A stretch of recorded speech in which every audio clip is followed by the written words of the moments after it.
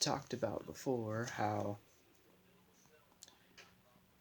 certain sections of chapters in Leviticus corresponds with another. Leviticus chapters 21 through 22 correspond with chapters 8 through 10 because these chapters are each talking about priests. Chapters 8 through 10 focused on the ordaining of the priests. Chapters 21 through 22 are the qualifications for being a priest. These people were called to the highest level of holiness because they represented the people to God and they represented God to the people. They had to represent God as perfect. That's why they couldn't have a blemish, they couldn't have any deformities, they couldn't have any form of disease or blindness. They couldn't have anything essential what people think of as wrong with them.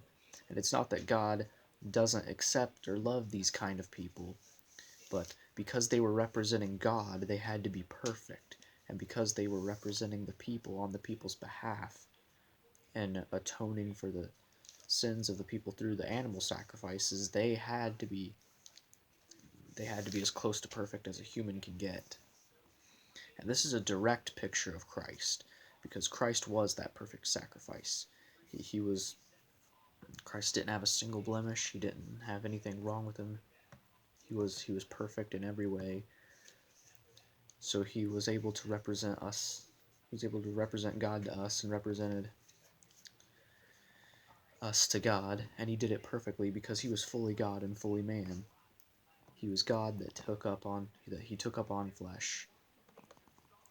You see, God didn't get weaker or lose any power, but he was still fully man, fully God. It's hard to comprehend, but it's amazing to think about that God loved us so much that he would do all this for us. And furthermore, the priests, they had to have high sexual integrity. They couldn't, all the marriage laws that applied to the Israelites, the don't marry within your family, that applied to the priests as well. But what also applied to the priests is that they couldn't marry a non-Israelite, because it was very important, again, that the priests were the holiest among the Israelites. And because the animal sacrifices are also a picture of Christ, that's why they couldn't have blemishes. Same with the priests or anything wrong with them. And it also symbolized the genuineness of people repenting of their sins or wanting the blessing from God at the times, because animals were a big source of income and meat was scarce. So to give up a perfect blemishless animal, one without any deformities, it was huge. It would have been considered by other societies a stupid thing to do. But it's how the Israelites showed their love for God. And it's also how they showed how sorry they were for their sins. See, today, because Christ was the perfect sacrifice, and he was the final sacrifice. He was the only one that ever really was needed.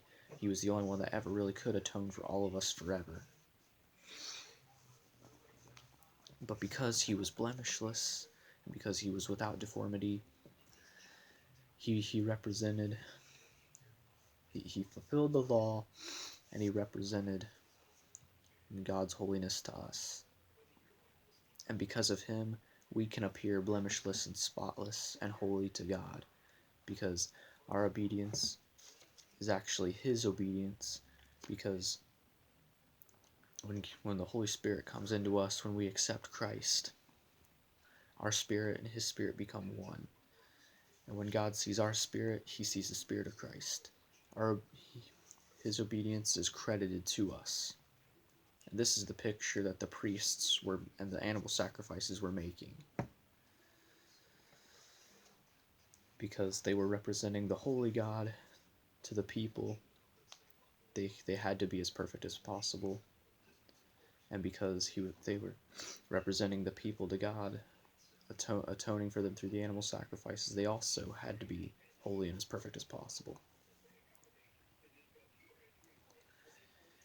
But Christ, he was the true, blemishless, and deformless sacrifice.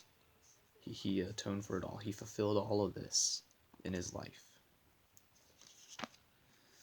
Anyways, guys, I'm sorry that this one was kind of short, but I hope that it gives you food for thought. I'll see you guys in the next video. God bless you all.